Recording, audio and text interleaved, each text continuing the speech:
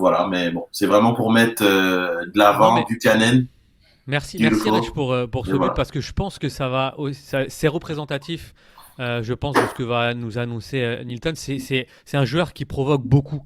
En tout cas, j'ai l'impression, et par rapport aux actions et aux highlights que j'ai vus de ce match-là, je ne sais pas si Nilton, ça va se vérifier dans son analyse complète, mais je trouve que c'est quelqu'un qui provoque pas mal. Ouais, oui, c'est un joueur qui provoque, mais aussi, il provoque. Il y a beaucoup de joueurs qui font beaucoup de choses avec le ballon, qui peut épater un peu la foule là, par des gestes un peu superflus et Tu des veux que je fois te un peu mette de trop. son... Non, c'est beau, tu sais. Ok.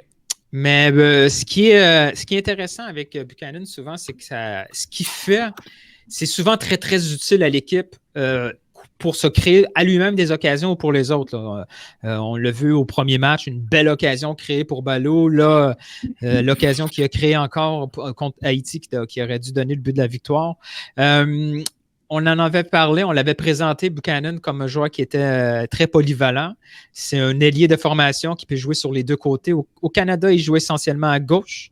Avec la Nouvelle-Angleterre, il a débuté sur le côté droit. Il a fini la saison comme latéral droit contre l'Impact de Montréal l'année passée en série. Ça a été... Il a très, très fait mal au club comme latéral droit. Mais juste au niveau statistique, on voit que c'est un joueur très, très, très, très complet. Là.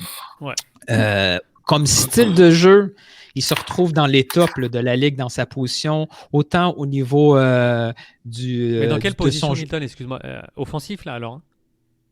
Oui, la première portion du tableau du haut, c'est des statistiques en tant qu'ailier droit. Il a joué presque son début de saison jusqu'à 700 minutes de jeu comme ailier droit, puis il a fini la saison avec 300 minutes comme latéral droit. Mais comme ailier droit, on le voit, là, son style de jeu où il excelle le plus, autant au niveau aérien, il fait beaucoup de récupération de balles en tant qu'ailier. C'est probablement pour ça qu'on a voulu aussi l'utiliser comme latéral droit. Excuse-moi Newton, j'ai fait une grosse banane, hein, je me corrige tout de suite. Il est droitier.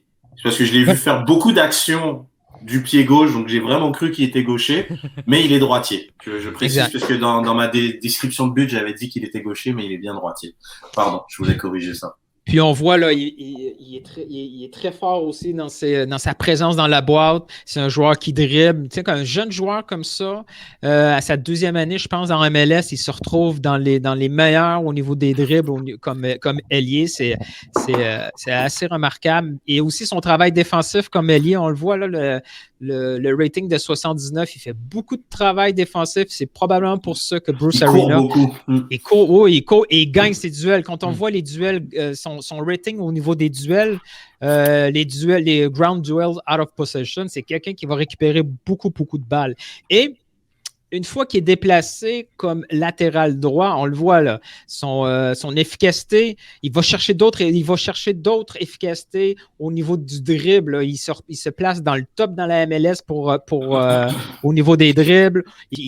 En tant que latéral droit, il est très, très disponible, pas seulement à la construction, mais à la finition. C'est quelqu'un qui va se positionner dans la boîte pour faire beaucoup de tirs. Puis on voit là, son rating en attaque avec une note de 91, c'est dans les meilleurs de la ligue.